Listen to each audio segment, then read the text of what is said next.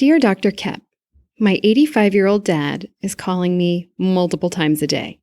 It's interrupting my time at work. Sometimes he needs something. Sometimes he just wants to check in.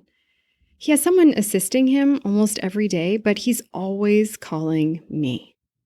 Can you address how to handle an elderly parent who's calling all day long? I'm Dr. Regina Kep. I'm a board-certified clinical psychologist, and I specialize with older adults and families. I created the Psychology of Aging podcast to answer some of the most common questions I get about aging. Questions about mental health and wellness, changes in the brain, like with dementia, relationships and sex, caregiving, and even end of life. Like I say in my therapy groups, no topic is off topic. We just have to have a healthy way of talking about it. So if you're an older adult or caring for one, you're in the right place. Let's get started. Welcome to this bonus episode. Going forward, I'm going to be adding a bonus from time to time, addressing a question from a listener. These will be brief episodes, and I'll call them Ask Dr. Kep. In these episodes, I'll read the listener's question and give brief, actionable steps that you can take if you're struggling with the same thing with your older loved one. In the future, you can search for these tips wherever you listen to the podcast by looking for Ask Dr. Kep. And Kep is spelled K-O-E-P-P, like two peas in a pod. Kind of like you and me, two peas in a pod. If you'd like to ask a question about caring for your aging parents or the older adults in your life, I'll link to a link in the show notes and you can submit your question there. Maybe you'll get to hear my answer on the show to your very question. So speaking of care tips, if you'd like more tips on helping aging parents, I have a free guide just for you called the Ultimate Caring for Aging Parents Checklist. I'll link to that in the show notes as well. And I would love for you to join my Caring for Aging Parents Facebook community, where we'll support each other in caring for aging parents. I'll link to that in the show notes as well. Now for this week's Ask Dr. Kep question. This week's question comes from Theresa in Atlanta. Dear Dr. Kep, my 85-year-old dad is calling me multiple times a day. It's interrupting my time at work. Sometimes he needs something. Sometimes he just wants to check in. He has someone assisting him almost every day, but he's always calling me. Can you address how to handle an elderly parent who's calling all day long? All right, let's jump in to my answer to this listener. Here are 5 strategies to try if your older loved one or your aging parent is calling you multiple times a day. 1, understand what's driving this behavior. So take some time to really think about why they might be calling you multiple times a day. Is there a new medical illness that's been diagnosed? Is there a worsening of an already established medical condition? Perhaps they're experiencing a progression of a dementia disorder or fear and anxiety around an existing condition that's not dementia.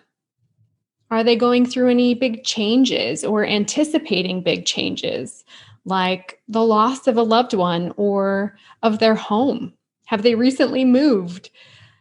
Get curious and take some time to understand what might be causing this behavior, right? Calling you multiple times a day. 2 is to ask them, invite them into the discussion about why they're calling you multiple times a day. Ask what's going on for them. See if they have thoughts about what's happening just before they call you. Are they lonely? Are they bored? Are they anxious? Do they look to you for support and soothing? Perhaps they can articulate some of those things, and together the two of you can brainstorm. This is a really important point. They're calling you because they rely on you. They trust you.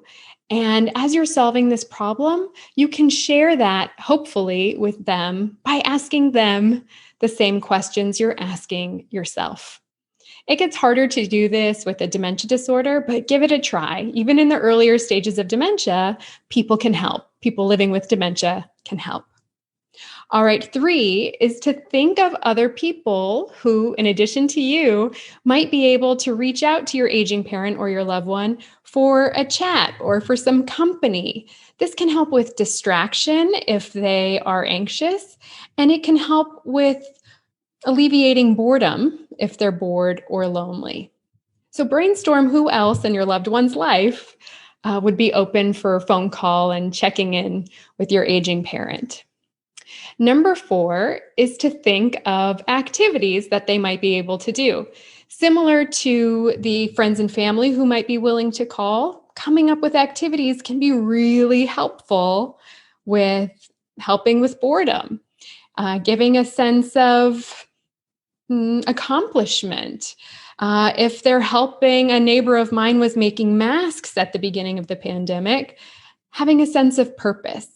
Are there activities your loved one can engage in that would help them feel a part of something, help them feel accomplished? And then 5 is to manage expectations.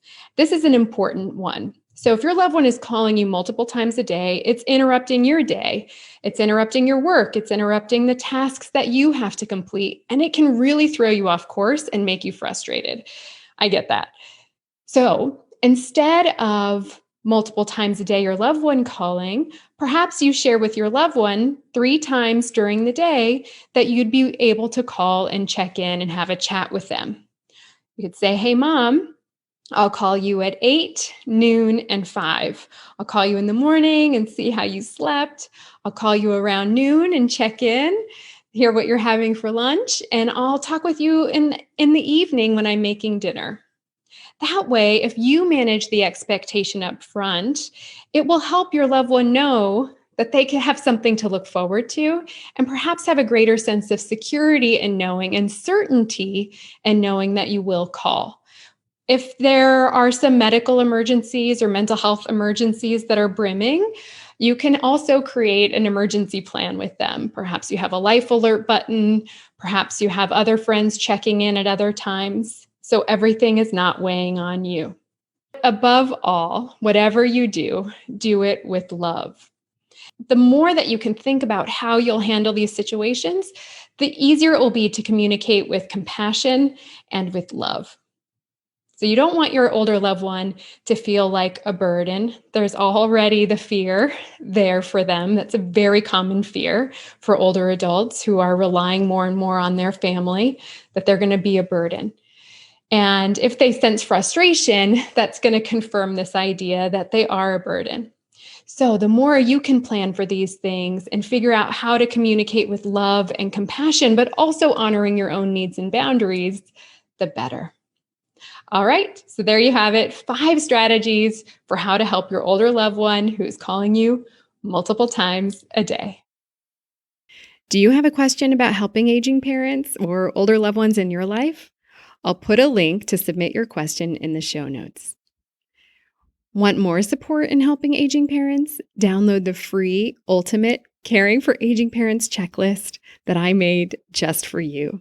I'll link to it in the show notes as well. And just a reminder, I would love for you to join my Caring for Aging Parents community on Facebook, where we support each other in caring for our older loved ones. You guessed it, I'll link to that in the show notes as well.